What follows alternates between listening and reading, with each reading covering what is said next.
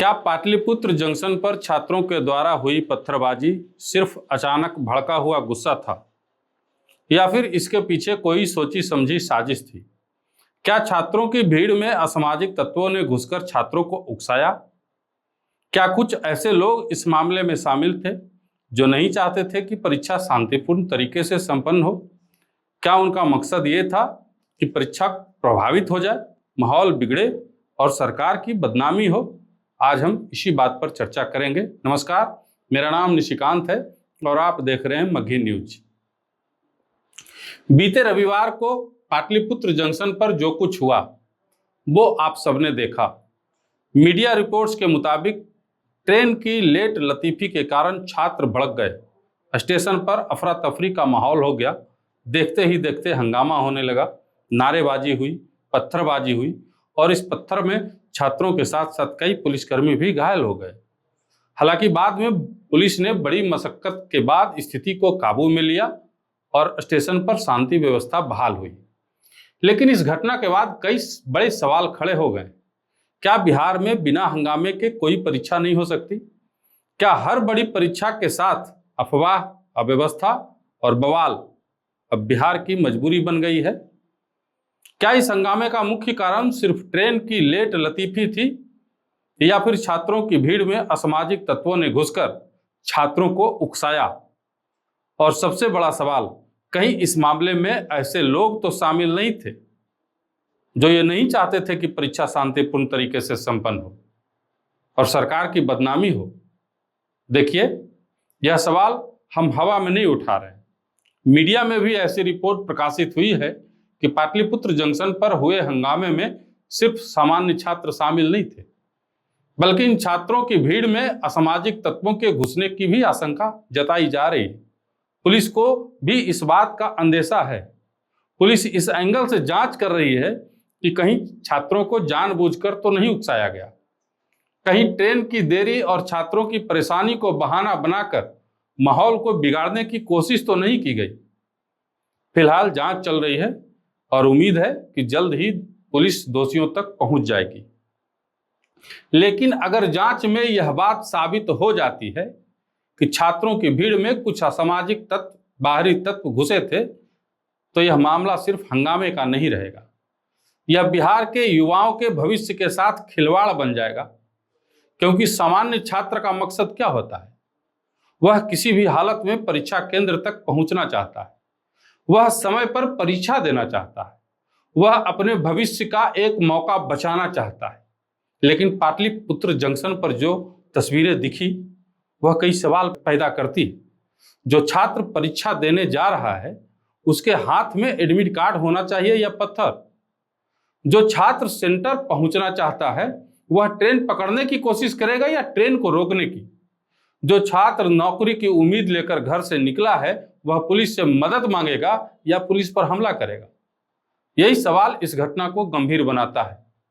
अगर train late थी तो गुस्सा हो सकता है, अगर व्यवस्था कमजोर थी तो नाराजगी हो सकती है, अगर छात्रों को परेशानी हुई तो प्रशासन से सवाल हो सकता है। लेकिन पत्थरबाजी का रास्ता कौन दिखाता है? तोड़ फोड़ का रास्ता कौन दिखाता है?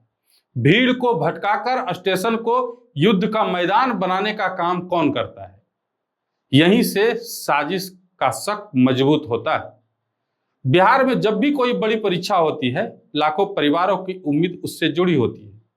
किसी घर में मां ने अपने बेटे को दही चीनी खिलाकर भेजा होगा, किसी पिता ने उधार पैसा देकर टिकट कटवाया होगा, किसी गरीब परिवार ने सोचा होगा कि शायद इस बार नौकरी लग जाए, किसी बहन ने भाई से कहा होगा कि परीक्षा देकर अच्छे से घर आ जाना। लेकिन स्टेशन पर कुछ लोगों की हरकतों ने उन मेहनती छात्रों की उम्मीदों पर भी सवाल खड़ा कर दिया है। एक तरफ असली छात्र था जो परीक्षा देने जाना चाहता था, दूसरी तरफ वह भीड़ थी जो माहौल बिगाड़ रही थी। लेकिन जब पत्थर चलता है, जब पुलिस घायल होती है, जब ट्रेन बाधित होता है, तो बदनाम कौन होता है? पूरा छात्र समाज। और यही सबसे खतरनाक बात है, क्योंकि उपद्रवी तत्व हमेशा भीड़ की आड़ लेते हैं। वे खुद सामने नहीं आते, वे छात्रों की नाराजगी को हथियार बनाते हैं, पहले अफवाह फैलाते हैं, फिर माहौल गर्म करते हैं, फिर कुछ लोगों को आगे करते हैं और जब हालात बिगड़ जाते हैं तो चुपचाप गायब हो जाते हैं। नुकसान किसका होता है? छात्र का, पुलिस का, रेलवे का और सबसे ज्यादा बिहार की छवि का।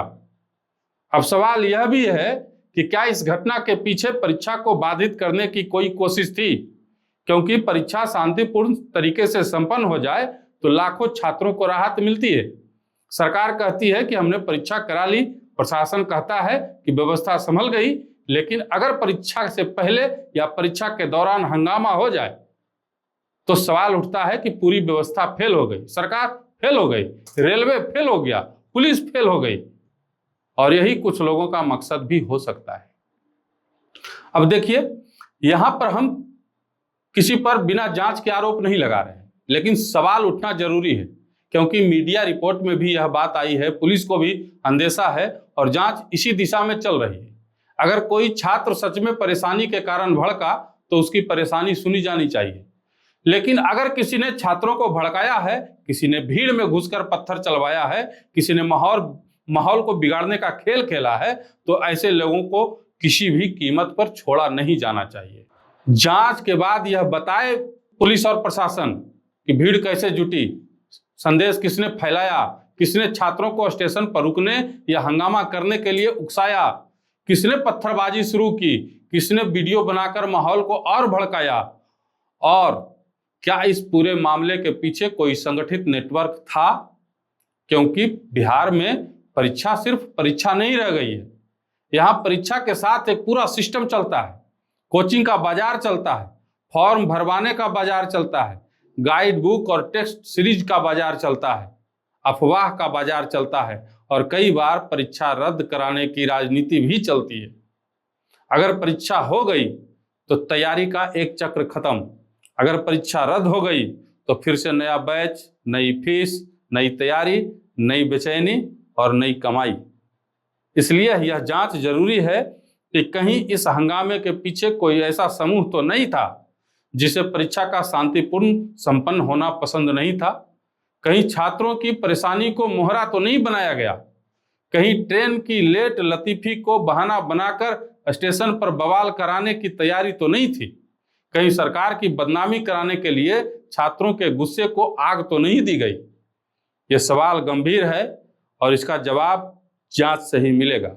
लेकिन सरकार और रेलवे भी अपनी जिम्मेदारी से नहीं बच सकते। इतनी बड़ी परीक्षा थी, हजारों छात्र यात्रा कर रहे थे, स्टेशन पर भीड़ बढ़ना तय था, तो फिर पहले से पर्याप्त तैयारी क्यों नहीं की गई? भीड़ नियंत्रण की व्यवस्था पहले से क्यों नहीं थी? Special train, help desk, police बल और रूट मैनेजमेंट को लेकर पहले से स्पष्ट योजना क्यों नहीं दिखी? क्योंकि जब व्यवस्था कमजोर होती है तभी अफवाह मजबूत होता है। जब जानकारी साफ नहीं होती है तभी भीड़ भ्रमित होती है, और जब भीड़ भ्रमित होती है तभी उकसाने वाले लोग अपना खेल खेलते हैं। इसलिए इस मामले में दो तरह की जिम्मेदारी तय होनी चाहिए। पहली, अगर व्यवस्था में कमी थी तो संबंधित अधिकारी से भी जवाब मांगा जाए, और दूसरी, अगर भीड़ में घुसकर असामाजिक तत्वों ने छात्र को उकसाया तो उसे चिन्हित कर कड़ी कार्रवाई की जाए। छात्रों से भी एक बात साफ कह रहा हूं आज, गुस्सा आपका अधिकार है, सवाल पूछना आपका अधिकार है, व्यवस्था से जवाब मांगना भी आपका अधिकार है, लेकिन पत्थर उठाना आपका अधिकार नहीं है। ट्रेन रोकने से नौकरी नहीं मिलती है, पुलिस पर पत्थर चलाने से परीक्षा पास नहीं होती है, स्टेशन तोड़ने से व्यवस्था नहीं सुधरती है। व्यवस्था सुधरेगी सवाल से, संगठन से, कानूनी लड़ाई से, मीडिया की आवाज से और जिम्मेदारी पूर्वक विरोध से।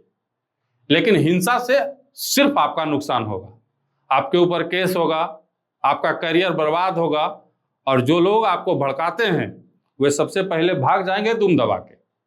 इसलिए बिहार के युवाओं को भी सावधान रहना होगा। हर नारे के पीछे मत भागिए, हर वायरल मैसेज पर भरोसा मत कीजिए। जो आपको परीक्षा केंद्र जाने से रोकता है वह आपका साथी नहीं है, जो आपको पत्थर उठाने को कहता है वह आपका नेता नहीं है, जो आपकी नौकरी की उम्मीद को भीड़ की आग में झोंक देता है वह आपका शुभचिंतक नहीं है। आज जरूरत है असली छात्रों और उपद्रवियों में फर्क करने की। छात्रों की परेशानी सुनी जाए, लेकिन उपद्रवियों को बख्शा भी ना जाए। व्यवस्था की कमी पर सवाल उठे, लेकिन साजिशकर्ताओं का चेहरा भी बेनकाब हो। पाटलिपुत्र जंक्शन का बवाल एक चेतावनी है, सरकार के लिए भी, रेलवे के लिए भी, पुलिस के लिए भी और छात्रों के लिए भी। अगर यह सिर्फ व्यवस्था की नाकामी थी तो व्यवस्था सुधरनी चाहिए। अगर यह छात्रों का गुस्सा था तो सरकार को युवाओं की परेशानी सुननी चाहिए। लेकिन अगर यह सोची समझी साजिश थी तो फिर साजिशकर्ताओं पर ऐसी कार्रवाई होनी चाहिए कि भविष्य में कोई भी छात्रों के नाम पर बिहार को बंधक बनाने की हिम्मत न करे। क्योंकि परीक्षा सरकार की नहीं होती है, परीक्षा सिर्फ आयोग की नहीं होती है, परीक्षा लाखों परिवारों की उम्मीद होती है और उस उम्मीद पर पत्थर चलाने वालों को छोड़ा नहीं जा सकता। अंत में सवाल वही है, पाटलिपुत्र जंक्शन पर जो हुआ वह ट्रेन की देरी से पैदा हुआ गुस्सा था या छात्रों की भीड़ में घुसे असामाजिक तत्वों की करतूत, या फिर परीक्षा को प्रभावित करने और सरकार की बदनामी कराने की सोची समझी साजिश। जांच चल रही है, मीडिया में कई रिपोर्ट भी प्रकाशित हुई है। अब इंतजार है कि दोषियों तक पुलिस कब तक पहुंचती है और अगर सच में किसी ने छात्रों को मोहरा बनाकर यह खेल खेला है तो उसका नाम सामने आना चाहिए, चेहरा भी सामने आना चाहिए, कार्रवाई भी ऐसी होनी चाहिए कि बिहार का युवा फिर किसी साजिश का हथियार न बने।